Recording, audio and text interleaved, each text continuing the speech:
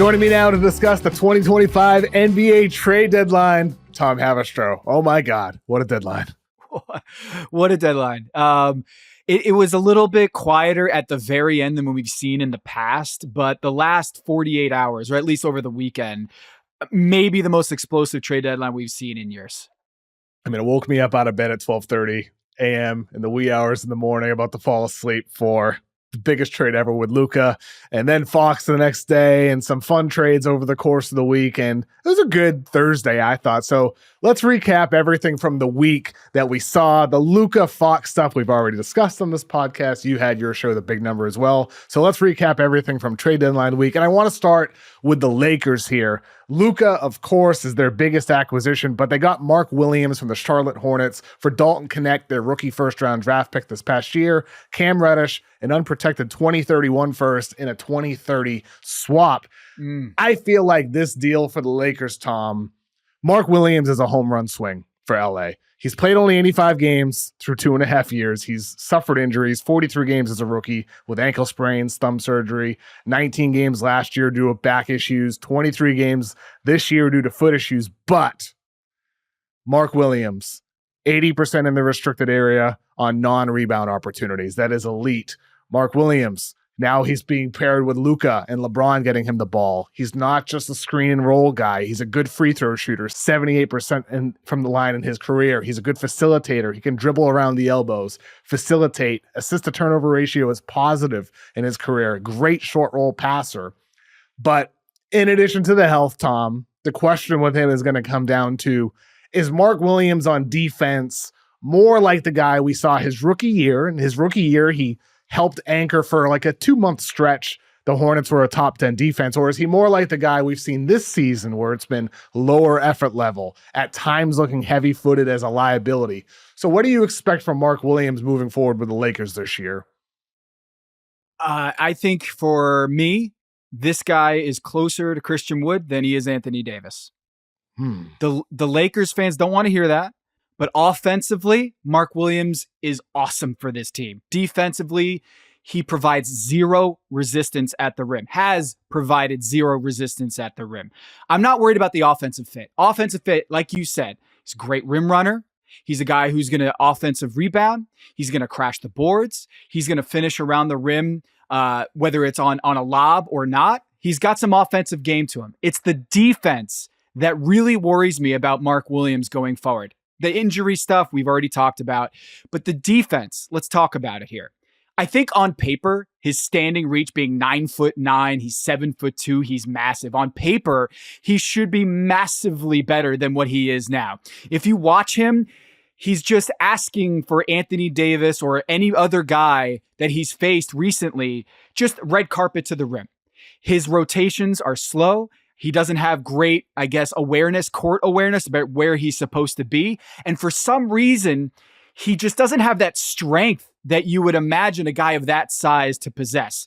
So when you look at the numbers, 3 centers this season have gotten a 40 piece on Mark Williams and the Charlotte Hornets. You got Anthony Davis, who had 42 and 23, Nikola Vucevic, who had 40 and 13, and you had Evan Mobley, who had 41 and 10 against him. There have been 14 centers or 14 instances in which a center had 40 plus points, and 3 of them have come against Mark Williams. When you look at the defense around the rim, defensive field goal percentage around the rim, of the guys who are averaging at least 5 attempts at the rim defended, he is bottom 4 in field goal percentage allowed, 68% at the rim allowed when he's nearby. And the top 3 are guys who are offensive stars. Nikola Jokic, guys like Vooch. These guys are awesome. Sabonis, awesome offensively. You can make up for no rim protection or very little protection when you got basically these planetary systems offensively that can be the hub for you. Mark Williams is statistically and with the eyes one of the least rim protectors, the worst rim protectors in the NBA.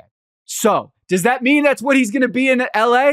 No. When you're playing with Luka and you're playing with LeBron under JJ Redick's leadership, you would hope that he would bring a lot more defensively because he has the tool set.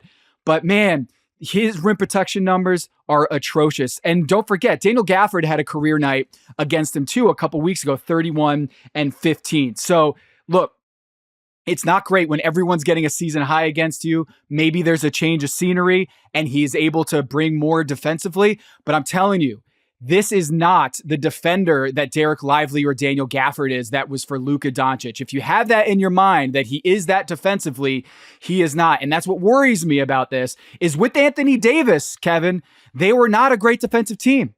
Now you sub in Luka Doncic and LeBron James playing with Mark Williams. I've got some serious concerns, but it's enough of a swing, like talent-wise and size-wise, that I think the Lakers, upside-wise, this is a good move for them, but I have serious concerns about it defensively. Defensively is going to be the big question here. I mean, like offensively, I have no doubts with Mark Williams. Defensively, there's been some major highs. Like I said, his rookie year playing under Steve Clifford, midway through that season, it's like you look at the standings, like last 2 month stats. At one point, the Hornets are like, oh my God, they have a top 10 defense ever since Mark Williams got this uptick in minutes, and he was awesome. But ever since then, there's been the back issue. There's been the foot issue this year. And I do wonder how much of that has slowed him down physically. He does look a bit slow, especially when he's pulled out to the perimeter at times. Sometimes it's a lack of effort, as you said. Sometimes he's just getting overpowered. Now, when you consider Charlotte Hornets players, I do think context matters here as well, because I was looking at my mentions today. I praised the deal on social media. I praised it. I was looking at my mentions from Robespierre. He said, "You don't watch Hornets basketball. This is a misinformed take. He's a losing basketball player." DeMario said he's dumpster juice. Kai said you just only watch highlights because, brother, he's hot garbage. But Tom, all three of those replies were from 1 year ago after I praised PJ Washington to Dallas. Because with PJ Washington, it was the same thing. Oh, he's inconsistent. He doesn't bring it all the time. There's a lack of intensity. You can't trust him. He's not going to be any better in Dallas. Well, he was. And so with Mark Williams, I think he's a good example of a player where context and environment matters. Certain players shape their environment. They're tone setters.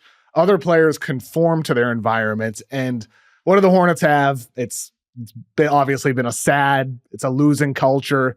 That's why they're making these deals. They're trying to arm themselves with picks and set themselves up for a better future. That's why this is a good deal for the Hornets. They get a first, they get a swap, they get connect. That's why they hired Charles Lee. They're trying to build a foundation and a system to build upon. It makes sense for Charlotte.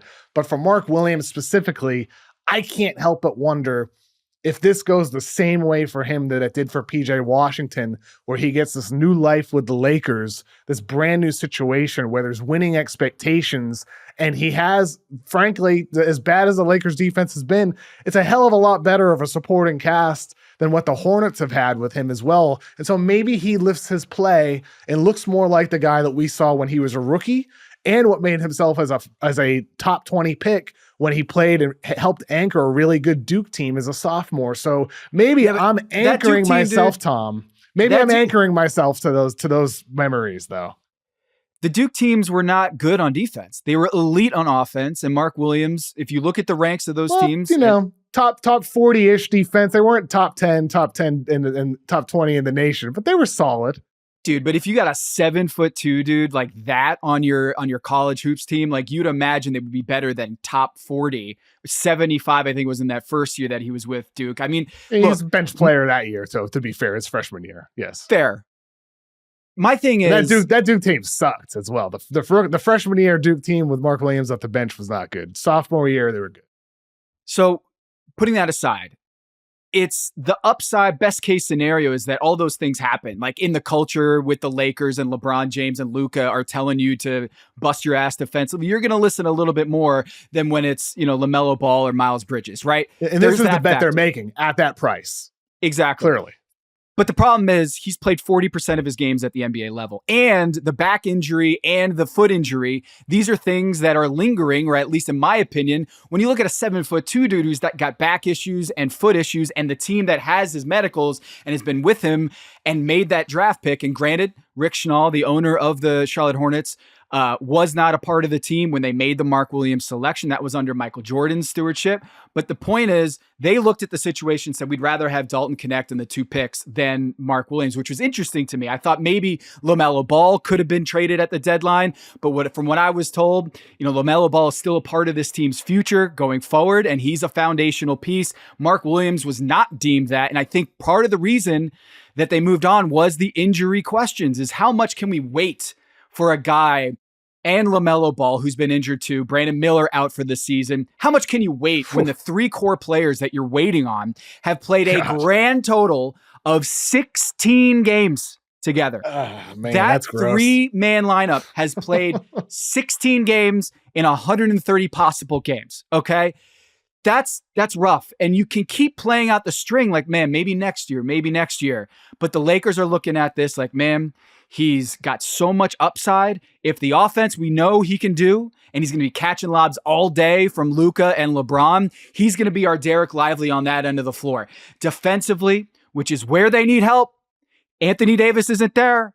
You need a real defensive stalwart and rim protector at the 5. And I really thought that a Rob Williams type, a veteran who can step in and ease some of those minutes, I thought that would be a great move for the Lakers. They didn't find that at the deadline, and I still think this is going to be like a next year deal rather than this year.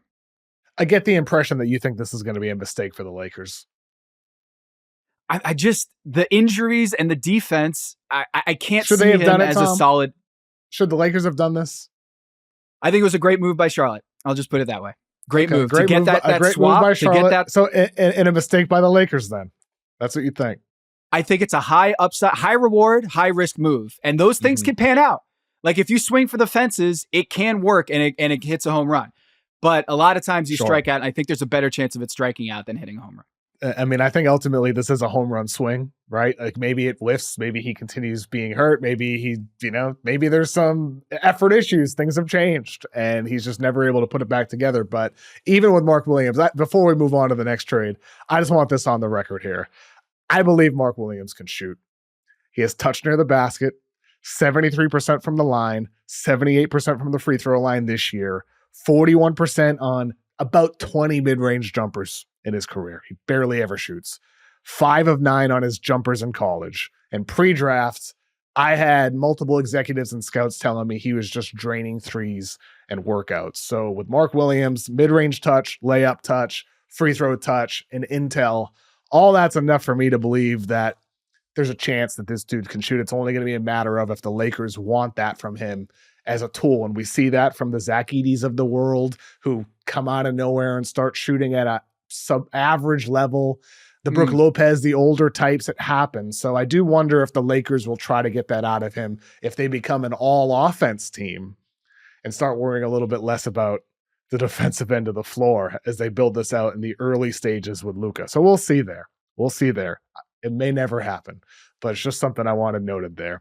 Tom, Jimmy Butler was traded. It happened. Jimmy Butler was traded. It actually happened after months of rumors. Jimmy Butler going to the Golden State Warriors, where he signed a 2-year, $121 million extension. The Heat, we'll start with the Heat side of this here. The Heat are getting Andrew Wiggins, Kyle Anderson, Davion Mitchell, and a protected 2025 first. Pieces are going to the Pistons, the Jazz, the Raptors to help facilitate this. That's how the Heat are getting Mitchell in this deal. But from the Miami perspective, Tom, what do you think about this return for Jimmy Butler after all of this drama, getting Wiggins, the pick, as really those core pieces in this transaction they made? I think it was a good move by the Heat. I give it a B.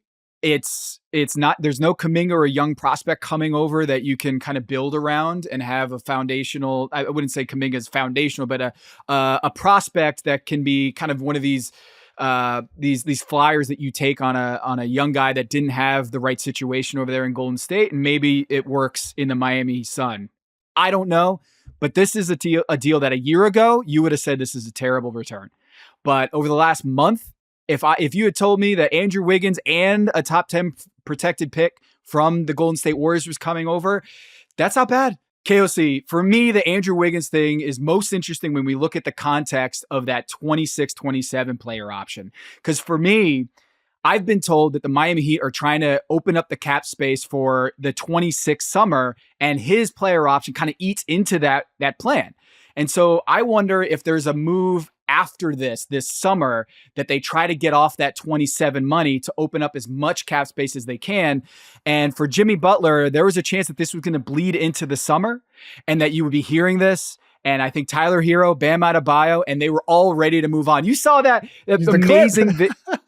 The clip was amazing. It was incredible. Like, this is why the NBA is so great is, on one hand, I think they should kind of have a day where the trade deadline, it's just trade deadline day. No games. But what we did get is this amazing video of Kevin Love and Tyler Hero reacting in real time to the news. And I think it was Kevin Love. Good call by that kid, whoever was telling him to take his video out while telling him the trade details. And Kevin Love's asking for, like, is there picks involved? Yeah, what year is the pick involved? Like, what year is the pick? I love it. And then the kid was like, oh, you swindled them or something like that. It was great. It was great. Hey, speaking about social media stuff with the Heat, is that Kevin Love running his Instagram with all the memes he posts? I can't imagine that's Kevin Love. Like, I had some Heat fans in my mention saying, no, this is Kevin Love running this page. He hasn't hired somebody. I'm like, no way. There's no way it's Kevin Love running his Instagram right now. Dude, Kevin Love, like Blake Griffin, like he's got a sense of humor about him that he's going to be great on TV one day. He's going to be great. Posts. He's clicking upload. He's thinking of all of those. Impressive. It's pretty good. I mean, he's a multi-talented player. And look, we get Andrew Wiggins and Kevin Love on the same team. How about that? How about that? Full circle. How about that? Full circle. How did you like the deal from the Miami side? I mean, the Jimmy Butler saga, I think there is a real relief in Miami that they don't have to deal with that. And I do think that they could have possibly 2 lottery picks if things break right this year. They could have 2 lottery picks this summer. So don't discount the Miami Heat turning those, like we get with Khalil Ware and with Tyler Hero, Bam Adebayo. Those late first round picks could end up being like star players because the Miami Heat just continually do this. Yeah, and that ultimately that first round pick is why I love the deal. Look, it's top 10 protected, and then if for some reason the Warriors end up with a top 10 pick this year, it would be top 10 protected again next year, and then it would become unprotected in 2027. So I like this pick for the Heat.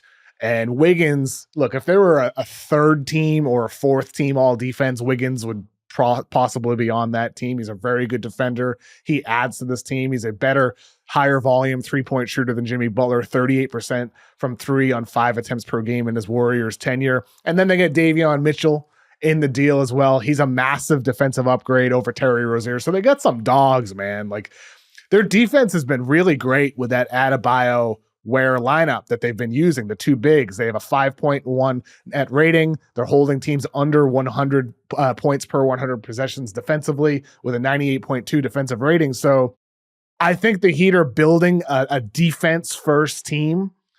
Offensively, Wiggins is just a piece. He's not going to add to you there. You need Hero to continue ascending. You need Bam to fully return to norm and ascend even more. But I like ultimately what the Heat got here. They feel like a deep team with a lot of talent. It's just a shame for them that, Jimmy Butler had to end the way it did after 2 finals appearances, multiple runs, a lot of good memories that it ended this way, but the return is not so bad for them. It's not. It feels a lot like Luol Deng when he got signed to the Miami Heat, as Pat Riley called him, like the greatest free agent acquisition in Miami Heat history, where it was like, but man, it really was a lot of fun with the Jimmy Butler playoff Jimmy in Miami. The fact that he took both of those teams in 2020 and in 23 to the NBA Finals. I hope the next time he comes back to Miami, it's cheers because of how much he meant to the franchise and those playoff runs in the bubble, and that image of him just bent over that chair, exhausted in the 2020 NBA Finals. It is one of the most iconic photos of the last decade in the NBA. It really an amazing run by Jimmy Butler. It just ended so poorly. And as we've seen, when things end poorly in Miami, just give it time. Dwayne Wade has a horrific statue there, but it was ugly at one point, the interaction, the relationship between Dwayne Wade and the Miami Heat organization. But I do think Jimmy Butler in time will be remembered a lot more fondly than he is now. Is Jimmy Butler enough to put the Warriors back into finals contention? Oof, it's going to take another injury for OKC. Like now that OKC's back with Chet Holmgren, I mean, I don't see anyone beating them out West. So in order for Golden State to have a chance, it's the same thing that every other team other than OKC. Something's got to happen to OKC's players because otherwise they're just going to run through the West, in my opinion. Chet Holmgren is the best acquisition at the deadline from a 2025 NBA title standpoint. Chet Holmgren is the best addition to any team at the deadline. Outside of that, Jimmy Butler raises the ceiling of this Warriors team to a point where I can say, yeah, they have a chance at getting to the Western Conference Finals now. Before, I thought they were dead in the water. There's no way. I didn't think that the Warriors had a chance of advancing at one round in the playoffs based on their roster makeup, but playoff Jimmy and the way that he fits their needs.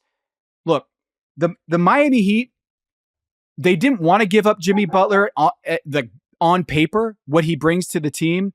But if you change the scenery and Jimmy Butler is motivated under Steve Kerr playing next to Draymond Green and Steph Curry, they are going to get all the holes that they were missing on this team. The Warriors rank bottom 6 in ball handler pick and roll points, bottom 6 in the league. They rank bottom 4 in isolation points. They rank bottom 8 in post-up points.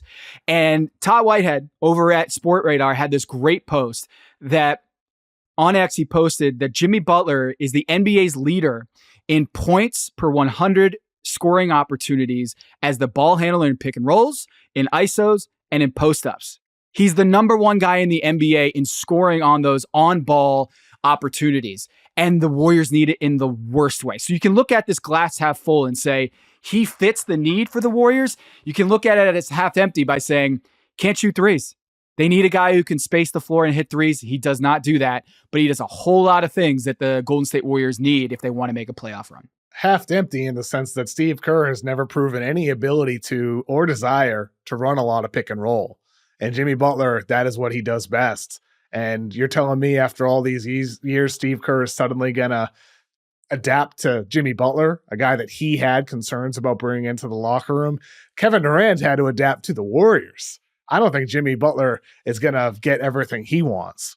I think it's more likely what's going to happen is at some point, maybe this year, maybe next year, you see exactly what happened in Philadelphia when Jimmy Butler wasn't happy with his role in the offense under Brett Brown, and he stopped shooting threes as a protest. And that could be something that happens with Golden State. I think this has potential to help in the short term. It makes them more competitive. He brings an edge, of course. I agree with every word you said about that, Tom. But long term, next year, maybe even at some point down the line in the playoffs, I just don't imagine that Jimmy Butler is going to be the perfect fit in this system, the Steve Kerr system, which is in part on Kerr, not on Butler, not Butler's fault necessarily, but also just culture-wise with this team. To me, it just feels desperate. I think it was worth it for them. They chose a path. My main criticism of the Warriors, when I said they should blow it up, was the fact that you had Steve Kerr and Stephen Curry and Draymond Green all saying, we're not going to give up picks in the future. We're not going to do that. We're in no position to do that. It's like, so you guys are just going to sit on your hands and do nothing at the end of Stephen Curry's career? You're going to do nothing. You can't do nothing. Do something. Blow it up. Well, at least they did something, and they only had to really give up Wiggins, who's okay, and a 2025 first, which, fine, you still have other future picks. It's worth it with the path that they chose. But ultimately, this pales in comparison to the dream that they had of getting Kevin Durant back in Golden State. So that's my main takeaway for them. It's a bummer after all the Kevin Durant hype. And guess what? He didn't want to go back there. He didn't want to go back there because he didn't want to play with Draymond. He didn't want to play for Steve Kerr. And he also knows that situation is going downhill as well. Kevin Durant, if he waits until summer, which we'll talk about the Suns later, he could have better options than Golden State when it's over there. They're not going to contend. I don't think there's any path to winning the finals. Even if OKC has injuries, there's other teams in the West that are better. I think also playoff Jimmy, the fact that they gave him that extension, it really adds like 1 year to what he had before. God, that's risky. The price you pay though. If you have Stephen Curry and Draymond Green on your team, you got to make that move. You got to make that move. Tom, though, $60 million to Steph next year, $54 to Jimmy Butler, 26 to Draymond. That's 90% of your cap total already for a 37, 36, and 35-year-old next season. And so say what you want about Kuminga, but you have this guy who's still not near his prime, but has shown flashes, restricted free agent this year. That could mean losing him for what? A play-in berth? Maybe you get the 5 seed? I don't know, man. It's a shot, think they're man.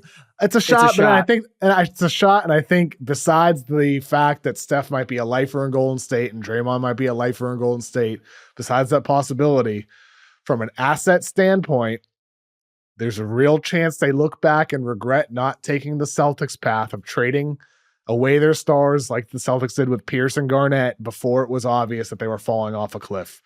There's a chance of that. And that's where Boston made the hard choice. They ended up with Tatum and Brown and years of competing at a high level, eventually a championship, and still more years of contention moving forward.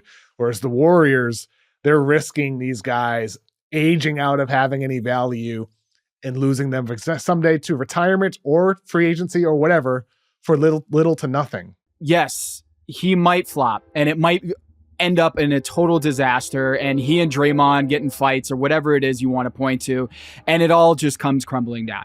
Or I can point to the fact that at BetMGM right now, as of this recording, they have a 1 in 40 chance of winning the title. Okay, 2.4% plus 4,000 right now. In 2023, before the playoffs, they had a 1 in 125 shot at winning the NBA championship. They had a 0.8% chance at winning the NBA championship, and then they went to the NBA Finals. And in 2020, before the playoffs, the Miami Heat with Jimmy Butler had a 1 in 27 chance, a 3.6% implied odds of winning the title. And that team went to the NBA Finals. So in retrospect, we probably deserve to give Jimmy Butler and the Miami Heat a lot more credit at the start of the playoffs than what they actually did, right?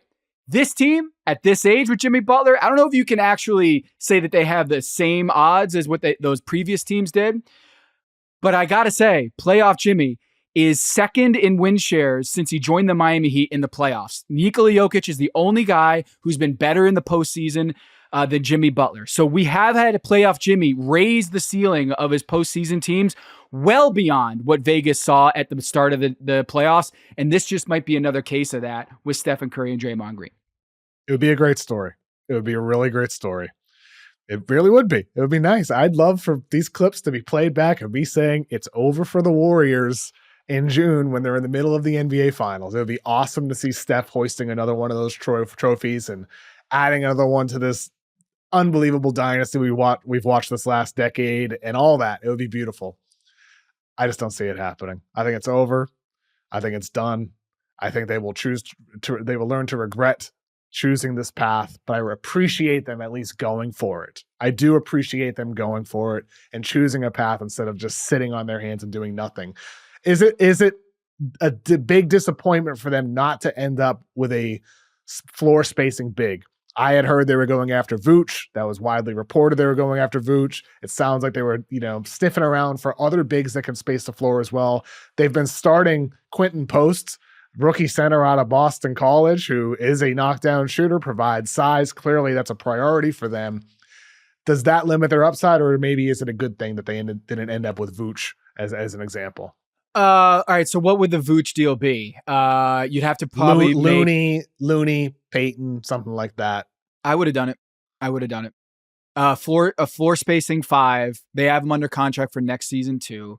I would push your chips in the middle to make that deal. It looks like they did try to get Vooch, or there were conversations with Chicago Bulls to get Nikola Vucevic in Golden State, but they couldn't come to terms on a trade framework. So I know that the desire was there to add Vooch to the team, but Bulls I would don't want to do anything, Tom. They didn't want to trade Lonzo. They re-signed Lonzo. They don't want to trade Vooch. Hey, they got rid of Zach LaVine. How about that? Oh, they got a huge return for that, right, KOC? Yeah. Oh boy. But hey, Kuminga and the contract, a little bit of maybe gamesmanship is that there's another lever that they can pull this summer, is figure out a way to, do a sign and extend or a sign and trade with Kuminga and try to find someone to upgrade this summer with Kuminga. So this isn't the end of it. And especially when you got Jimmy Butler back next year, for good or for worse, I think the Warriors do have another lever that they can pull in the summer. And there are going to be a lot more players and a lot more draft picks that can be available this summer. So things can get spicy, even if they go one and done in the postseason right now. Earlier this week on my podcast, you heard my De'Aaron Fox reaction with Mo Dakhil, my Luka reaction with Pete from Laker Film Room, that published on Tuesday, and then I had Jason Gallagher on for a little bit of Mavs therapy on Sunday. So if you want more Luka talk, if you want more Fox talk, listen to those podcasts, and you can find those links below if you're listening on YouTube. And while you're there, please be sure to give this show a thumbs up during this quick break. Okay, Tom, the Suns didn't get Jimmy Butler. They didn't trade Kevin Durant. But they did trade Jusuf Nurkic with a first-round pick. With a first? for Martin Mitric, and they got a second back as well. So they dumped Nurkic, who didn't want to be there at all, who was getting outplayed by Plumlee this year and was sad and pouty on the bench and didn't want to be there. So good for the Suns to move on from that. But, dude, the Suns are losers here. After all this KD Butler stuff, they have a dysfunctional locker room that Ramona Shelburne has reported on. Obviously, like, you don't even need sources to know there must be some dysfunction going on here with the Suns after everything that's transpired here. But it is interesting for Phoenix now, Tom. They lose this deadline, and now they're going to just be a 500 team for the remainder of the season. And then what? Entering the summer. I don't think this drama is going anywhere away now. And plus, interesting thing that happened. On ESPN, Bob Myers was talking about the Grizzlies, and he's like, oh, that's why you go for Jimmy Butler. That's why you go for Kevin Durant. And then Brian Windhorst interjects, and he's like, Bob, you just dropped a little bit of news there. I did hear there were a number of teams making calls for Kevin Durant in the lead up, the final hours to the trade deadline at 3 p.m. Eastern. Bob Myers is saying the Grizzlies were one of them. ESPN had said the Hawks were another team. There were some other teams that I know of as well that were calling up the Phoenix Suns. I think this is going to be a really big thing come July, Tom, or even June for the draft. It could be a big thing moving forward for Phoenix. I have no hope for this team this year, Tom. I just don't. No hope. None. Kevin, their tax bill, just the luxury tax bill. Hit me with it, Tom. $152 million. 152. That is more than multiple NBA teams' entire payroll. Just the tax. Just their luxury tax is going to be the entire payroll for playoff teams. The Orlando Magic, Detroit Pistons. They're going to be the same record as those teams, and their entire luxury tax bill is more expensive. They're going to spend $366 million, according to Spotrac tracking, in total payroll plus tax. That is an NBA record, and that is an atrocity. The fact that the Phoenix Suns have built this roster, and a roster, by the way, that went to the NBA Finals just a few years ago, dismantled that, brought in Kevin Durant, brought in the no trade clause with Bradley Beal, and said they were going to be, what was the line, Matt Ishbia? What was the line? If you asked 26 other NBA GMs, they would gladly switch places with us going forward. Yeah, how is that looking now? That trade with Bradley Beal set them back so much that they couldn't even get Jimmy Butler, because the only way to do it is to move Bradley Beal, and who's going to take that contract?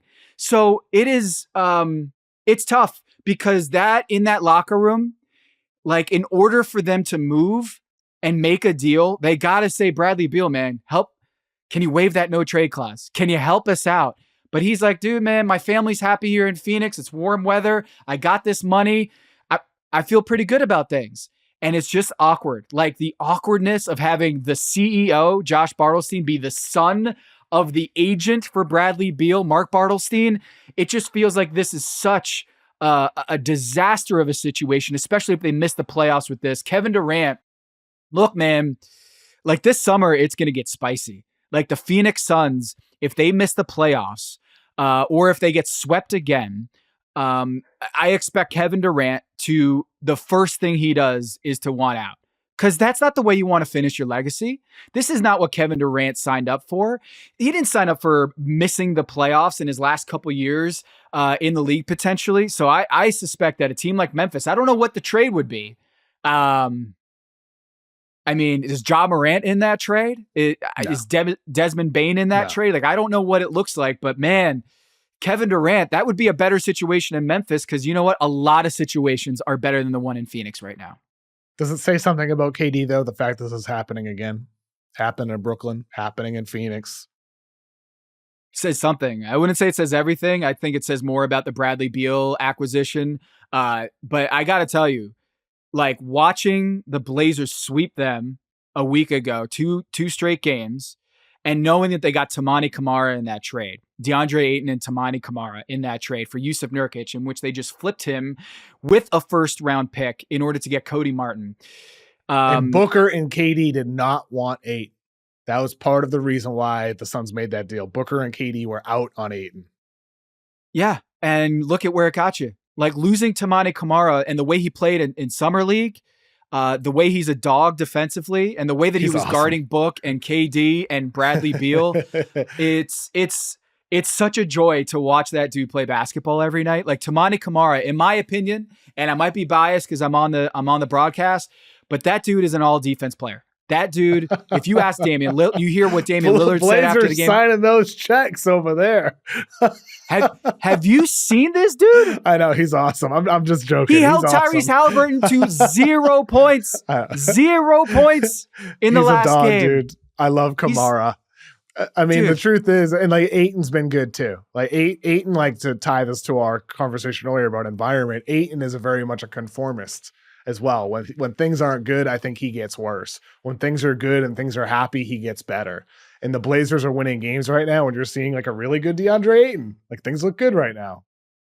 He's averaging 20 points and 12 rebounds over his last 6 games, all wins by the Blazers, 9-1 in their last 10. So credit to Toumani Camara for like taking that chip on the shoulder, playing that well in the summer league, getting traded, and then just being like, I'm going to be in 2 years, I'm going to be one of the best perimeter defenders in the NBA. Watch me. Tom, what do you think the odds are by the end of the season the Blazers finish ahead of the Suns in the standings? Only 3.5 games separating them right now. The Blazers are 22-29. The Suns are 25-25. It could happen. It could. You can't rule it out. No comment. No comment. I mean, the way they've been playing, and they helped themselves by winning those 2 games last week against the Suns. Yeah. It's been special to watch, just the development that you see with Kamara, with Scoot. Anthony Simons has woken up from his early season slumber. Shaedon Sharpe. It's been really special to watch what they've been able to do recently. And I'm telling you, Deni Avdija, that acquisition too, it's been really cool to watch the kids in Portland. I forget if I said this on the podcast earlier in the week or if I said it in some phone call with an executive or whatever, but I had heard the Wolves made inquiries about Deni Avdija. And I forget if it was my podcast or a call. It's all blended together. It's all a blur. But they said to me, they're like, no kidding. Yeah. Of course they would want Deni Avdija. Who wouldn't want Deni Avdija? It might have been on the pod. I totally forget. It might have been Mo. I have no idea. But dude, the Blazers have been super fun. The downhill decels, the Euro steps, he's finishing on and ones on everybody this year. He got LeBron in that chase down. He got KD the other night. He is a special young player, like end to end. Like it looks like John Wall out there. He is so fast, and he's been a big engine to what you're seeing with the Blazers being 9-1 recently. Let's continue with some Western Conference moves that happened this week. The Grizzlies made 2 moves on Thursday, one with the Wizards, one with the Kings. Combined, they sent out Marcus Smart, Jake LaRavia, and a 2025 first for Colby Jones, Marvin Bagley, Johnny Davis, and 3 second-round draft picks. So they get some busts in Bagley and Davis, all due respect, for salary cap savings this summer, some second-round picks. And I like Colby Jones. Colby Jones from the Kings. He's solid. Yeah. He's shown some flashes, but interesting to see the Grizzlies shaving salary at this point right now when they are a contending team. They're finals hopeful. not the favorite, but losing Marcus Smart, a guy that they gave up 2 first-round picks for, Laravia, who's been solid for them in limited minutes, limited opportunity. But Smart just hasn't worked out, dude. Just hasn't. He's fallen off. He's had finger injuries this year that have really affected his jumper. That's a shame for Memphis, but ultimately I think this is a long view move for the Grizzlies to take this route. And ultimately I like what they did. I don't think this hurts their team this year by any means. It does set them up for a better future. It does. And you look at what the Minnesota Timberwolves did with Rudy Gobert. They went for it. And I commend the San Antonio Spurs while Victor Wembanyama is on the rookie scale deal for the next 2.5 years. They acquired De'Aaron Fox. I commend that too. But sometimes if you load up with the wrong guy and you go for it in a year prematurely, it can set you back several years. So the Memphis Grizzlies are overachieving this year. You were big believers on the Memphis Grizzlies before the season. You were like, hey, Tom, what are the odds that come January, they're the number 2 seed in the Western Conference? I wasn't seeing it, and you were a big believer in the Memphis Grizzlies, and they're there. They're right in the running for the number 2 seed in the Western Conference, and they're saying, you know what? We're not going to go overreach. We're overachieving. This is a great year. Everything's icing on the cake this year. We had no expectations of being at the top of the West, and now I think that they're trying to get out of the tax to basically maintain flexibility going forward. I was a little surprised that the Miami Heat didn't try to duck the tax. I thought that was one of their big priorities here at the deadline. Maybe they tried to and they weren't able to get off the money. But a lot of cost-saving moves from Memphis, and I'm not totally surprised. It did kind of look at that situation where they traded 2 first-rounders to get Marcus Smart, and then they had to get rid of a first-rounder to get off of his money. That's a blemish on Zach Kleiman's record, but everything else, really strong. Yeah, I mean, he's had more hits than he's had misses. And with Marcus Smart, I don't think anybody could have anticipated this dramatic fall off. It's been a lot more significant than I think anybody could have expected happening this quickly. And plus some of it's been some fluky injuries, the finger stuff right now happening with him. I mean, it's just weird stuff that's kept him sidelined. So for Memphis, I think the luxury tax savings make some sense for them this year. These guys are movable players. It's not like they're sacrificing what the team's upside can be in the playoffs by any means this year. So I think it makes sense for them from a short-term and long-term standpoint. The Kings got Jonas Valanciunas from the Wizards for City Sissoko, who was waived in 2 second-round draft picks. I'm intrigued by this because they've never had a backup behind Sabonis as good as Valanciunas. Do you think there's any chance, Tom, that we see 2 bigs? Is there any chance, or is this merely Valanciunas will be backing up Sabonis and that you just see one of them on the floor at once? Or could we see the Kings go jumbo with Sabonis playing a bit more on the perimeter and Valanciunas protecting the interior? Dude, I want to see it. Like, you're telling me that, this Sabonis lineup that we've seen with Mike Brown and in the postseason, that you don't want to see something more? Like, I think this is the opportunity. Show us, Doug Christie. Do something new, right? And you know what? I kind of expect that Doug Christie's going to do it. Given that he's, a former player who played in an era where that lineup with a double big lineup, I feel like if he envisions that he's Chris Webber, at the 4, rather than playing at the 5, I could see it. And Jonas does have a jumper, whether he rediscovers it or is able to space at the 5 a little bit more with Sabonis still at the hub. I think it can work. But statistically, the advanced metrics are pointing Jonas Valanciunas as the worst big defender in the NBA this season. Part of that, I think, is just the Washington Wizards swamp. Is just like, if you are in Washington Wizards and you know what time it is over there, you're preserving your body for maybe a playoff run. So I'm a little bit worried about that. But in the same token, like, that's one reason why you believe in Mark Williams going to LA, is that maybe in a situation where you're expected to not make the playoffs and there's Cooper flag stakes on the horizon, maybe Mark Williams gives a little bit more effort, and maybe Jonas Valanciunas is not the player that we've seen in Washington. I'm with you there, Tom. To me, I think it's worthwhile. It's worth giving a shot. And Sabonis shooting threes as well as he has this season is further reason to at least give it a try to see how it goes. You got Zach LaVine in there now. It wasn't great in his debut for the Kings, but it's just game 1. Try some new stuff and see what works. 2 bigs to me is something that the Kings have long wanted them to go for with Sabonis, and him shooting threes at least enables them to try that out. So I like this move for the Kings. Worthwhile shot for them. Let's move on to the Clippers. The Clippers made a trade sending Terrence Mann and Bones Highland to the Hawks for Bogdanovic and 3 second-round draft picks. Ooh. Kind of a sad thing to see Terrence Mann go after he's had some highs in the postseason for the Clippers. This year, not quite the same level. A little bit redundant with some of the other Clippers pieces. Bogdanovic has struggled for the Hawks this year. He had a hamstring injury earlier in the year. He hasn't been able to find himself necessarily. But for LA, Tom, I like this deal because you get the 3 second-round picks, get some draft capital to take into the future. But also, who knows? Like, I love Bogdanovic. Bogey maybe gets healthy. Maybe he gets healthy second half of the year, right? That's possible. I've always liked Bogey. He's a playoff performer, international basketball. I just love that dude. He is a gamer. He's got an edge to him. I think the Clippers do need some more offensive punch. They got the defensive side. They're good there. It's can they get another guy who can create, get downhill other than James Harden? Kawhi, you know, if he's playing, of course, they have another creator. But I like this move. And they pick up 3 second-round picks from Atlanta who are trying to duck the tax.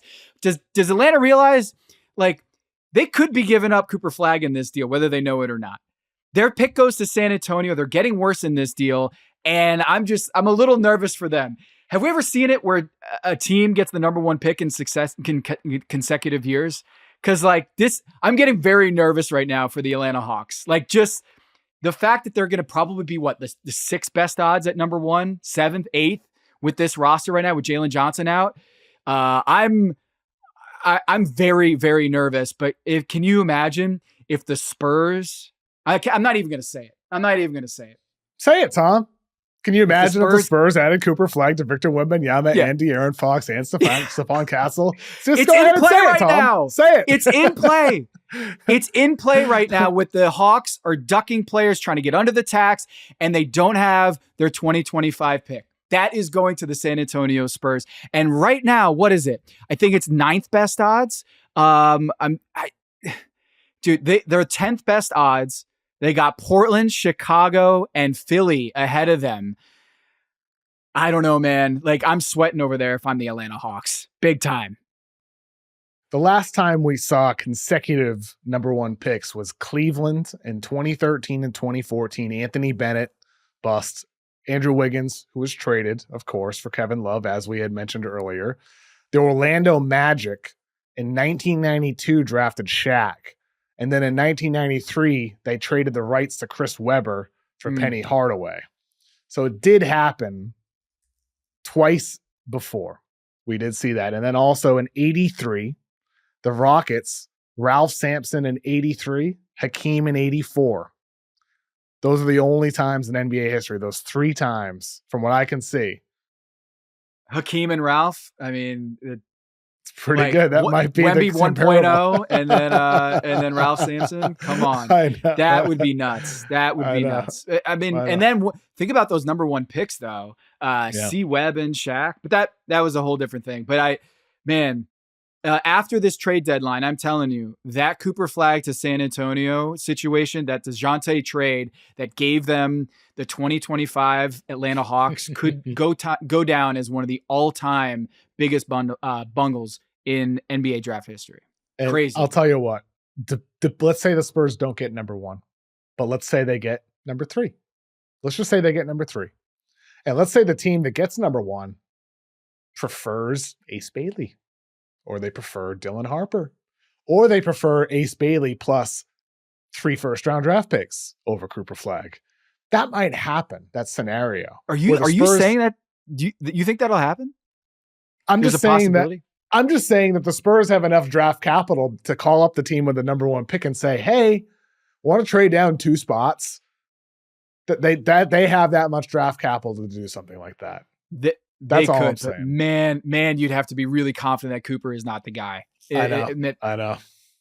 But you know what? The Boston Celtics traded down to get Jason Tatum. So, I mean, it's not a no doubt, no brainer. But I would say, man, I can't imagine the number 1 team is going to trade out of the Cooper Flagg sweepstakes. But the San Antonio Spurs can make a pretty compelling offer if they land a pretty high pick. It happens. It happens. We'll see. The Hawks did make another trade that we'll talk about in a minute, plus a whole bunch of other news after we take a quick break. Okay, Tom, the Cavs and Hawks made a trade. The Cavs got DeAndre Hunter, who's averaging 19 points this season on 39% from three. He's a long-arm defender, exactly what this Cavaliers roster needed. I had a podcast with Bobby Marks a few weeks ago where we talked about Cam Johnson as a target for them, and he brought up the point, well, the Cavs, you want to get under the luxury tax. Well, somehow they get DeAndre Hunter, and they do get under the tax, so they accomplish both things. And now you're going to be pairing Hunter with Dean Wade. They're deep, they're talented, and it all just comes at the cost of LeVert, Niang, 3 seconds, and 2 swaps that are really re-swaps because they're already swapped in another past deal. So to me, awesome deal for Cleveland, man. This raises their championship status. Do you think it raises it to the point that they are ahead of Boston, though, as the favorite in the Eastern Conference? I think I might already be there before this deal. And now it solidifies it. Is Cleveland's starting 5. I'm not saying it's better than Boston's starting 5, but it's going to be competitive with it. And I think when you look at the way that Hunter is able to fill the hole of having that size and that shooting ability, if they want to go small with Mobley at the 5, if you want to call that small, and have Hunter at the 4. He's been screening a lot there in Atlanta, where he's the big man screening for Trae Young or screening for Jalen Johnson. He's a guy that is very versatile offensively, and defensively, they're going to be fine. You've got Evan Mobley and Jared Allen backing you up. They're going to be fine defensively. I think Hunter, he was going to be the runner-up in 6th man of the year, and now he's going to be inserted. It's just slotted right in at the 3 slot there for Cleveland. If there's, 3 big winners at the trade deadline, I think you have a great case that Atlanta deserves a spot in those top 3 big winners of the trade deadline. I love this move. He's bigger. He's shooting 40% on catch and shoot threes. He's going to get a lot of those with Darius Garland and Donovan Mitchell and Evan Mobley. I mean, great passing bigs. I think this might be one of those deals we look back at after the finals and go, that's the key that unlocked this team, much in the same way I think you look at the Boston Celtics and Derek White or Kristaps Porzingis and be like, at the time, we didn't realize how much of a game changer that was. DeAndre Hunter, he's legit. That's a great acquisition. And I think from a roster standpoint, Karis LeVert's had ups and downs this year. He's shooting over 40% from 3, has not been anywhere as good this past month, but he's been solid for Cleveland. They don't need his shot creation. What they need is size, length, versatility, spot-up shooting, and those are the foundational traits that Hunter has. Plus, he can do a little bit off the dribble. He's not averaging 19 points per game on catch and shoot threes and cuts to the basket. As you said, he can be used as a screener. He can do a lot else. He's more of a diverse offensive talent that I think Cleveland could bring a lot out of him with their lineup versatility. You can play with 2 bigs with Allen and Mobley. You can play with Hunter at the 4 with Dean Wade out there and have switchability. You can have small screens with Hunter as a handler for Mitchell, or have Mitchell or Garland handling the ball and Hunter screening. There's just so many ways. Like Kenny Atkinson, I can't imagine how excited he is. And they have other guys on this roster who can take some of that LeVert ball handling duties and do it better than he could too. I'm excited for Kenny Atkinson. Like, I'm so excited to watch what he does with Hunter in these lineups. There's so much versatility there. I just feel like when we talk about, the Cavs, they could have sat, at this deadline and just been like, let's just see where we go this year. It's our first year with Kenny Atkinson. Let's just see where we go. And you know what? We'll fill that 3 slot in the offseason. But no, they went for it, and I'm loving this. I'm so excited, man. This deadline reinvigorated, I think, a lot of casual fans into, I can't wait to watch the NBA on Tuesdays and Thursdays and every night of the week. I want to watch the NBA because there's so many things that happened in this trade deadline that makes the league so much more interesting. And Hunter is not a household name, but I think in a few months, you might look back on this deal and say, how are we not talking about this more? Yes. Yep. I think that's a real possibility. And that's why we are talking about it now, because it could be a big thing come May in a 7-game series against the Boston Celtics. It could happen. It could be a big thing in a series against the Knicks. If Hunter's on a switch against Jalen Brunson, it could be a big thing if he has a 30-point scoring night. Like, he's capable. He's capable of that. And so I agree with you, Tom. This is going to be a bigger and bigger thing as the season goes on. I like it for the Hawks, though. With that said, Hunter, he has had injury issues. It's worth it to sell really high on him right now and get some assets in return. I like the Bogdanovic deal for them as well. He's over 30. He's doesn't have a long-term future for this roster, so worth it, in my opinion. And here's the thing, though. Chris Haynes reported late into the deadline. It was like 30 minutes before. Like, there's a lot going on, but I don't want it to get lost. Chris Haynes reported that Trae Young's future in Atlanta is murky. That's the word that he used, was murky. Hawks fans don't like me because for years I've talked about how Trae Young has had a murky future with Atlanta, how there's been some willingness from people within the Hawks front office to move him, and how Trae's future was uncertain in Atlanta. That has all been true, even though he remains with the team.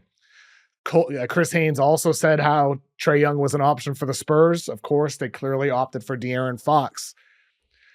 I do believe we are nearing a point with the Hawks really regressing now, getting worse. If this continues over the remainder of the season, that we do see Atlanta and Trae Young reach a point where it's like, hey, I'm in my prime. I'm playing the best basketball individually of my life. I'm an elite playmaker. I am a great scorer. I'm trying harder than I ever have on defense, and yet we suck. Move me, because Trae has checked a lot of those boxes that I've asked him to do for a long time, improving on defense. I just don't know where the destination is for him, Tom. Can you give me like 2 or 3 teams that should want Trae Young if it reaches a point in the offseason that he could be moved? Man, I loved the San Antonio fit just from a spacing aspect, the passing with Wemby. Would have loved to see him in San Antonio. Not a guarantee for that to be a great duo, but I would love to have seen that in San Antonio. He's a better passer, playmaker than De'Aaron Fox. But are we sure Trae Young is a good shooter? Like, are we sure? We're not. We're not. Super streaky, Tom. Like, he started this year horribly from 3. He was below 30% for a long stretch. He's been way better this past month, but like he's really had 1 year where he was near 40% from 3. I mean, his career rate is 35%. I think his reputation is with the deep threes, the logo threes, like that he's better than he is. But at that volume, you got to be better than 35%, or at least just the reputation. You would think he would be better than 35%. Part of the issue, Tom, is one of my issues with Trae. It's still a lingering issue. It's too much off the dribble, not enough off ball. He's a way better shooter. He's a knockdown guy off the catch. If he goes to a new team, I want him to embrace coming off of screens like we saw him do at Oklahoma, being a movement shooter, tap into your inner Stephen Curry. You can do it. You got it in you. I know Trae's got it in him. I know he does. And it's just not going to happen in Atlanta. He's the engine. He's the orchestrator. He's the center of their solar system. It's not happening there, but it could happen somewhere else. That's my hope. And maybe it won't happen. Maybe he'll continue being the guy that he's been. It's tough because he's got a big contract. So if you're going to move him, yeah, he's got Luka's contract. Like it's $50 million basically. 46 next season and 48.9 player option in 27. Not a lot of teams are going to be able to trade out a guy with that kind of money and swap him out. But I'm looking at 2 teams, Orlando. I'm looking at Minnesota. 2 teams. If you have Julius Randle and his contract, possibly you figure out a way to flip Julius Randle and maybe get a guy who can space alongside and fill that Mike Conley slot. Rob Dillingham, are you ready to step in and be the starting point guard of the future? Or do you bring a guy like Trae Young to space the floor? Because if you're going to have Trae Young, you need a Rudy Gobert. You need a Victor Wembanyama. Because there's going to be opportunities for teams to hunt you, and it's going to be a lot easier to have Rudy Gobert as that back line of defense when you got Trae Young on the team. Minnesota and Orlando are 2 teams that desperately need some shot creation alongside their star player. And I do think that Orlando probably makes more sense. They're desperate for a shot creator, an efficient floor spacer, a passer that can kind of stir the drink. The offense has been atrocious, even with Franz Wagner and Paolo Banchero. it's been really hard watch Orlando recently. And those are the only two teams that I can come up with. Maybe the Clippers, but like salary cap wise, like how do you match the contract? You're not giving up James Harden. You're not giving up Kawhi. But like Orlando and Minnie come to mind. It's not a great fit, but those are the two teams that come to mind. Yeah, I think those are two good ones. Minnesota, I'm really iffy on it. I just, my gut says there'd be friction with Ant. Something's off there with me, with as much as Ant can have the ball on his hands too. I don't know. I have some concerns there. With Orlando, it gets back to my comment about I'd love to see Trae play more off ball. I'd love to see him in DHOs with Wagner and Banchero, two-man action, moving the ball, passing back to each other, Jokic Murray style. It'd be beautiful to see Wagner and Trae doing stuff like that. It'd be nice to see those guys setting high ball screens and forcing a switch or rolling down into the paint and operating out of the short roll with Trae. I think it could potentially be beautiful basketball. But considering everything that you correctly said about Trae's underwhelming three-point percentages, the Magic suck shooting from three. Trae's no guarantee to be a boost for you there. And so that's where I have some hesitations with Orlando as well. And then I'm looking at teams like, well, Brooklyn, clean slate? No, but that doesn't help Trae contend if that's what he wants. Chicago? No, they're not going to be competitive. The Suns, like blow it up mode Suns, new look team next to Devin Booker. I don't know if that helps him out either. What about Miami? Miami maybe, backcourt with Tyler Hero, but the money's really tough to figure out there as well. And if the Heat want 2026 cap space, maybe they just wait for Trae or wait for somebody else at that point. So I don't know. This was the thing a year ago and the year before that where I was like, I don't know what the team is for Trae. That's still the thing. San Antonio was by far the best spot for him. And now it's Orlando, I think. But even that's not perfect. Let me ask you, KOC. Let's go back to Minnesota for a second. Okay. What was Anthony Edwards complaining about the most a couple weeks ago? Getting blitzed. And he does get blitzed at a high rate, the number one rate in the NBA. He gets blitzed in pick and rolls. Number one. So if he gets blitzed and it's Trae Young as that lever, when you just do the little kind of pocket pass out of that double, and then Trae Young is running that lob to Rudy Gobert or whomever, Naz Reid, that's a lot easier than what it is right now, right? Like I kind of feel like Trae Young as that lever, there's issues about just like the ball dominance of Trae Young and that everything has to run through him in Atlanta. But if you're playing again in the same way that Cat embraced Ant, where he was like, yeah, that's the guy. That's the guy. I feel like Trae Young has been humbled enough. And if he gets moved, he would be humbled enough to recognize that he is second in that pecking order. I think that's possible. And I would hope so. The one thing I'll say about Minnesota, though, I'd love to see Rob Dillingham play 30 minutes per game for an extended stretch before we even think about trading for Trae Young. Let's see what Dillingham does. Please. I love Dillingham's potential in that offense. And clearly, Minnesota is open to that type of backcourt if they draft Rob Dillingham and trade up for Rob Dillingham. Clearly, they'd be on board with a Trae Anthony Edwards type of construct if you're investing as much as they did in Dillingham. I just want to see Dillingham get some extended minutes. I hope Chris Finch does it over the second half of the season because there's been some moments. There's been moments where you just see this dude's ability to elevate and spark that offense. Just play him 30 minutes a game. Just do it. See what happens. What did they do, man? What did they do, Reed Shepherd and Rob Dillingham, to deserve to be buried on the bench for 2 straight years? What did they do to deserve this? I know. What do they do to Cal to come off the bench last year at Kentucky when they were awesome? You know, like they come into the league, they're big time prospects, and then they get buried on the bench for 2. And yes, they're 2 title contenders, or at least aspiring to be in that conversation. And that's tough for a young point guard to be in. But if those 2 guys were playing in Orlando or what have you, Washington, Detroit, I know with Cade Cunningham, but if they were just kind of unleashed in these offenses where they need a creator and need someone to soak up those possessions, man, this rookie of the year race would be totally different. Reed Shepherd the other night had a pretty solid game for Houston. He played 28 minutes. He got a great first half, not so good in the second half, and the Rockets blew that game to the Rockets, to the Nets with 2 threes in the final 5-6 seconds. Crazy.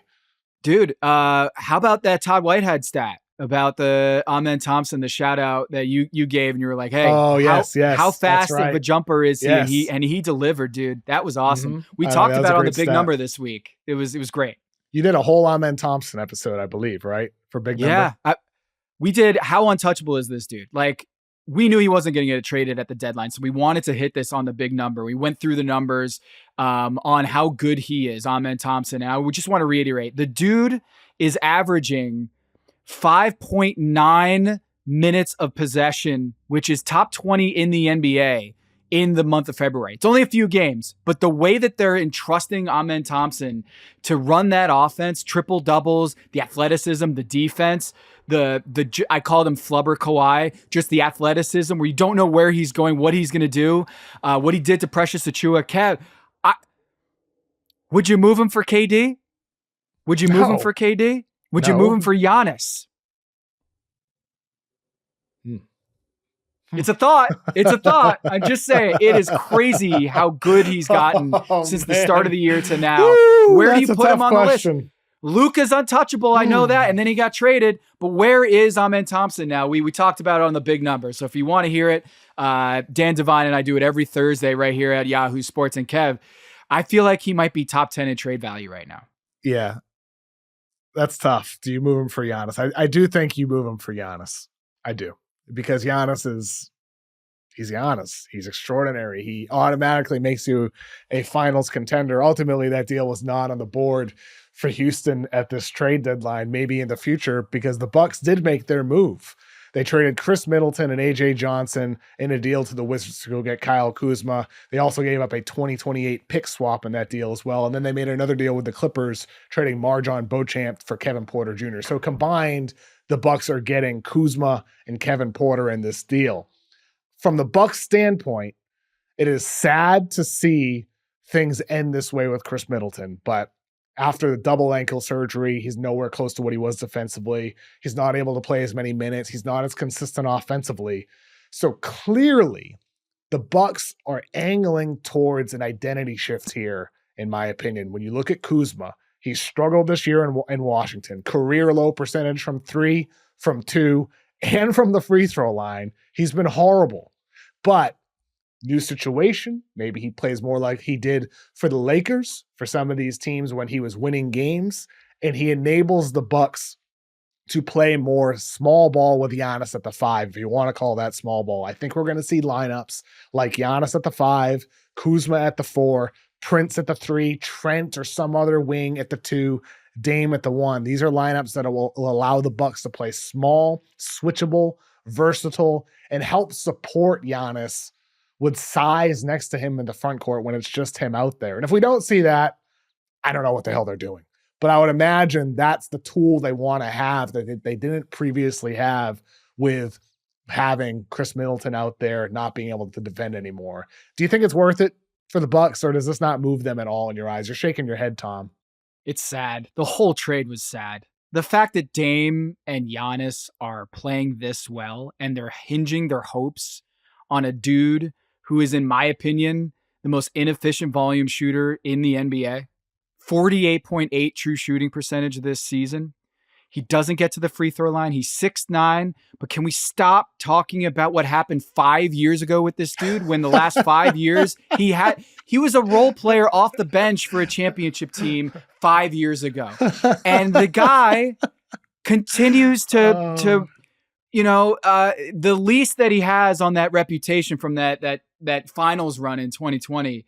God bless him. Kuz, he is the stat is he is added negative 446 points to his teams based on his shot efficiency over his entire career. There's a metric on Basketball Reference that you can see. Where does this guy's shooting percentage, when you include the 3-point line and the free throws, his true shooting percentage above average? Well, no, he's so far below average in shot efficiency and the volume that he's taken away 446 points above league average. Okay. So what? 446 points negative for his teams over his career. So like the idea of Kuz makes sense. He's a big body, 6'9", can maybe shoot, get on a streak there. But it's so sad that this is where we're at. Damian Lillard and Giannis Antetokounmpo deserve better than that AJ Johnson pick. You can't tell me that Jalen Wells on this team, Ryan Dunn on this team, and then they trade away AJ Johnson, their first round pick, a couple months later to the Washington Wizards, along with Khris Middleton. I get it. Khris Middleton, it's been rough this year. But the whole situation just is super bummer. The fact that the Milwaukee Bucks had to make this deal when you got Giannis and you've got Damian Lillard, it's just all around, it's sad. It's sad for me, man. I'm sorry. I've been out on Kuz for a long time. Yeah. Look, Kuz, nice guy. I like him. He's solid player, has had some good moments, but he's not been good for a long time in a winning context. And so this is a huge gamble for the Bucks.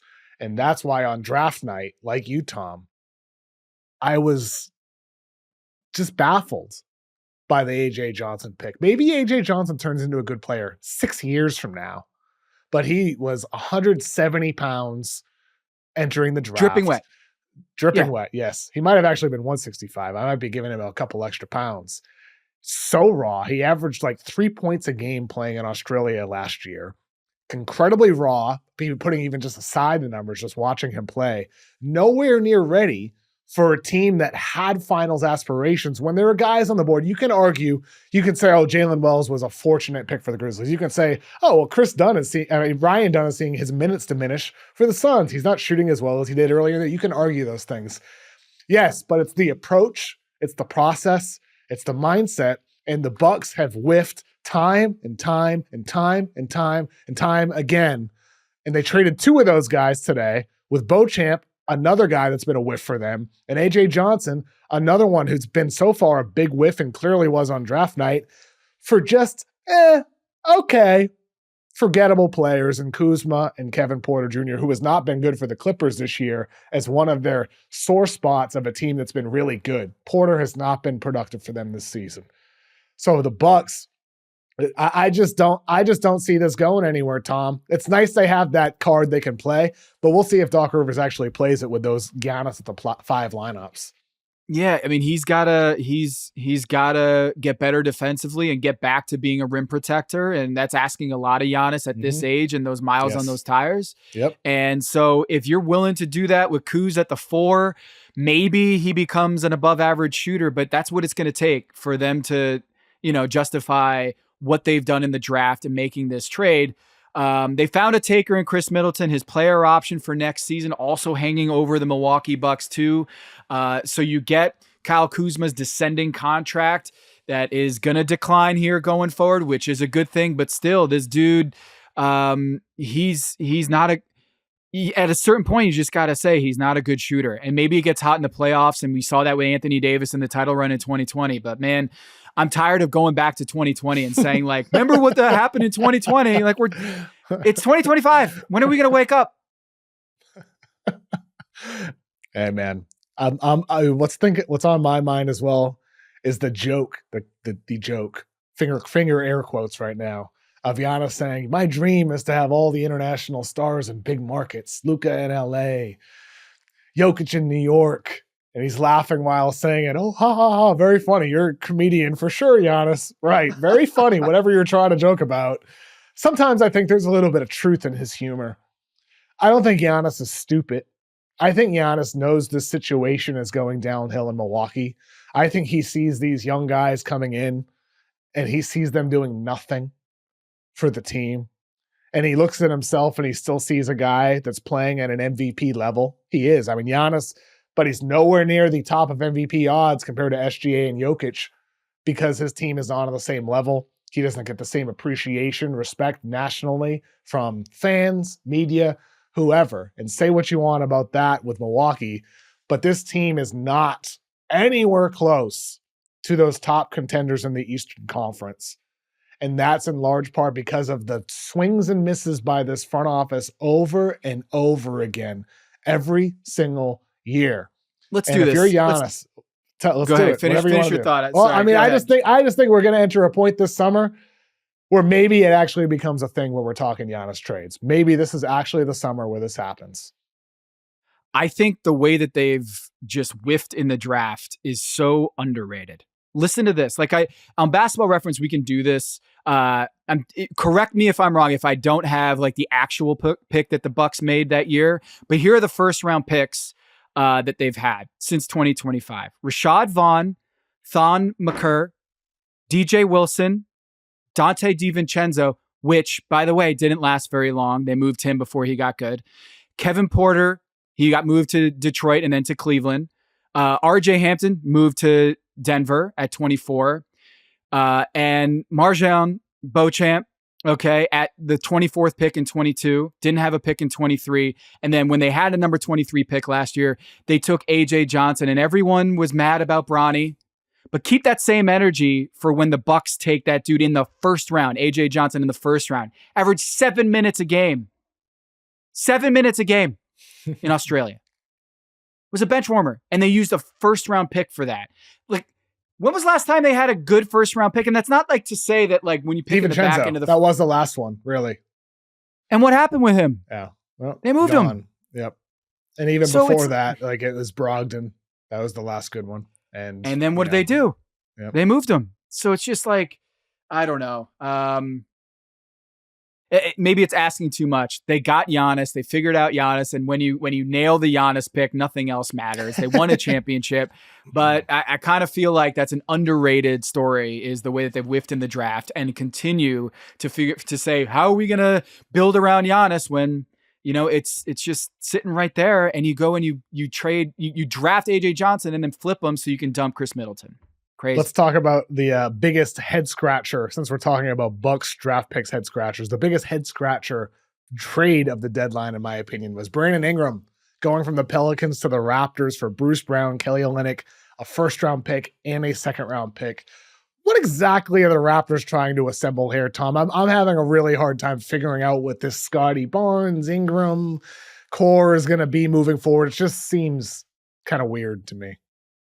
What are the Raptors? Like, they've been so mediocre and just an afterthought ever since they won the title. And they slowly break it down after Kawhi leaves, slowly break it down. And you think that there's a vision. And then every year they do this. They trade a first to go get a guy. And it's like, what is the plan here? What's the long-term plan here if you're just going to go trade your first round picks to go acquire, whether it's you got OG Anunoby and then you go flip them to New York. You got Fred VanVleet, you got Pascal Siakam, and you got now Brandon Ingram, where it's like, what's the plan? You know, I don't know. The whole entire Toronto Raptors last 4 years since they won the title has been very confusing. And if I'm a Raptors fan, flags fly forever. That banner, I can soothe myself by looking at that championship that they won in 2019. But ever since then, it's one of the more underrated stories, is just how much they've become just kind of, I don't know, mid. I'll tell you what, though. You can look at the deal individually as a strange deal, which it is. I'm kind of confused by it. You can also kind of zoom out and say, well, the first they deal, it comes from the Pascal Siakam trade. And so, like, Jacoby Walter, Brandon Ingram, Agbaji, it's not bad for Siakam. It's not, trading Siakam for that. But on the flip side, you could say, well, maybe you should have not traded Siakam. Maybe you should have hung on to him. You could argue that. But ultimately, I just find myself a bit confused on where things are going here with Toronto, because for a long time, I felt Masai Ujiri was one of the best GMs in basketball. It felt like his teams always had a direction. Like, you could look and see where they're going and what they're trying to do. But then you look at this Raptors roster now, and it's just like, are they trying to win? Are they trying to tank? No. Who are the core pieces? I don't know. It's a bunch of kind of like just gambles. Even Emmanuel Quickly, who I liked in New York, he's still like a theoretical guy. Ingram is a theoretical guy. And so everybody on this roster, really Scotty Barnes aside, is just like, I don't know. I don't know what any of these guys actually are. Even Grady Dick, been very up and down for him. No pun intended. Yeah. Wow. That was good. That was No, good. It really was not intended. From midnight to 6 after this trade deadline. Look, I feel like when you have Cooper Flagg in the draft, you don't want to add pieces to get out of the top 5. Just a theory. Just saying, like, if you're the Toronto Raptors, why are you adding Brandon Ingram? And yes, he's been hurt, so maybe he's going to be still in and out of the lineup or sidelined. Only got a couple months left in the season. How much are you really going to, lose ground in the sweepstakes? But Brooklyn's right there. Philly, if Embiid gets hurt again, there's going to Chicago. They just traded Zach LaVine. They might shut things down here down the stretch to improve their odds. I just feel like if you're Toronto, why are you adding talent right now when you don't even know if he's going to be a good fit? You're going to see maybe a month of Brandon Ingram before you have to decide to give him a $30 million annual contract going forward. Not right now. The timing is just off. The only thing I'll say about them adding a piece that could help them win games is probably the worst, or maybe the best, depending on how you want to look at it. The worst lottery positioning for them would be 6th. Right now, they have the number 5 spot, so they're only a game ahead of the Nets, right? Who are 7.5 back from worst record. The Raptors are 6.5 back from the worst record. That's about as far as they can fall. They're not going to fall past Philly or Chicago unless they go on some amazing winning streak and those teams go on this crazy losing streak. So their odds aren't going to change too much. It's just they're not going to lose enough to probably move up ahead of Charlotte, ahead of Utah, ahead of New Orleans, some of those teams. But I don't think their odds will change too much at all. So for them, that's probably their approach. And the way they're looking at things here is like, hey, might get a few percentage ticks worse, but we still have equivalent odds, and we get an opportunity to look at Ingram, who talented player, but Ingram, it's the same thing as Kuzma in the sense that the idea of Ingram I love. I've loved some of Ingram's highs. I'll always remember when he averaged 27 points per game in a first-round series for the Pelicans against the Suns. I'll always remember his last season with the Lakers when he looked like a guy who could be a super versatile defender playing alongside LeBron James. But then I also remember him being a defensive zero for the Pelicans for years, and him being a guy that tried to shoot more threes but hasn't really been willing or had a desire to shoot more threes. So I like the idea of Brandon Ingram, and maybe he'll find himself in Toronto, but he hasn't in a whole bunch of different situations with a whole bunch of different coaches either. If you don't think that Brandon Ingram is a difference maker in the standings, and so you're confident that you can't possibly, surpass some of these teams, and why are you giving a first-round pick to get him? I don't know. It's like, it just seems to me a backwards move in terms of the logic of adding a Brandon Ingram in this draft. I don't think it's worth giving up a first-round pick to take a flyer on Brandon Ingram. I just think you need a better direction as a franchise. Tom, a couple more things here before we get out of here. The Pelicans did trade Daniel Tice to OKC as well with a second-round pick to get under the tax. That's a move that a lot of teams made here, getting under the tax. The Celtics moved Springer with the second to the Rockets to get under. The Hawks traded Cody Zeller to the Rockets to get under the tax. The Cavs, their big trade, got them under the tax as well. Those teams got under the tax. And as for some positive non-trade news, Chet Holmgren is coming back, Tom. If he's there and healthy, playing at a high level, no one's beating that team. No one's beating that team. Like, I know that they didn't look like they had enough veteran poise last year. They had their issues, but I'm looking at the Oklahoma City Thunder as the clear favorites if Chet Holmgren is playing the way he did in the first 10 games of the season. Like, that dude with Isaiah Hartenstein, and you're playing those two guys 48 minutes, you're never going to have a time in the game where those two guys are not on the floor. At least one of them are on the floor. They're sensational. I just am such a big believer in the Thunder this year. And Brian Windhorst reported on NBA today. Just want to say, by the way, there's no one better on TV than Brian Windhorst. I love Brian. He's a former colleague of mine. I just got to say, Brian on TV is theater. He's so good, so confident. He's plugged in. He's very entertaining with the way he presents his information in a way that no one else on TV can. And informed, obviously. Super plugged in. The fact that he's not a newsbreaker people out there need to realize there is no one more plugged in than Brian Windhorst. He is not a scoop guy anymore by his choice. It's his choice that he wants to be the guy that explains the deal and puts it in a picture of the context in the rest of the league. He's elite at that. And one thing he said on NBA Today that I thought was really interesting, Kev, was that other teams in the Western Conference aren't fearful of OKC or anyone else at the top. Golden State, Phoenix, the Lakers, these sorts of teams feel like they have as good of a chance against OKC and Houston as they have in any other year. And I'm telling you, I get it about Houston. I don't get it about the Thunder. This team is so talented. They play the right way. And with Chet Holmgren coming back, they should absolutely be terrified of the Thunder. Spot on about OKC, Tom. I'm with you. I think with Oklahoma City, there are some holes. They're not unbeatable. They're streaky from three. They need to get better from three-point range. Chet's durability is certainly a concern there. That's why Isaiah Hartenstein, having him on the roster and being healthy is very important. But SGA is so effing good, dude. He is arguably the second best player in the NBA in the world.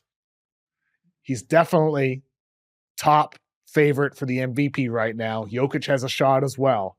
But you could argue SGA, if you're talking like just player rankings, that he's surpassed Giannis at this point, not because of just his offense, not just because of his scoring and the playmaking, the downhill attacking, but his defense as well. That OKC defense is all-time great levels with all the dogs they have on that defense. Dort, Wallace, SGA being part of that. Jalen Williams is another all-star. And now you have Chet on the back line next to Hartenstein. We haven't seen two big lineups a single time this year for OKC with Isaiah Hartenstein and Chet Holmgren.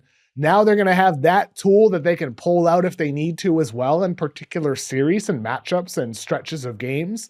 They could be even better to close the year than they have been to begin it. And that's where OKC, they're not unbeatable. They're not a Warriors juggernaut with KD, Steph, and Draymond and Clay, but they are a team to be feared. They are. Yo, Chet might be the best stretch big in the NBA, and he's a great elite rim protector, and he can run the offense. I don't know what people are seeing right now with OKC. They just lost Chet Holmgren for 3 months, and they're 40-9. They're 40-9, and they add a top 10 player. Like, that's how good Chet Holmgren is.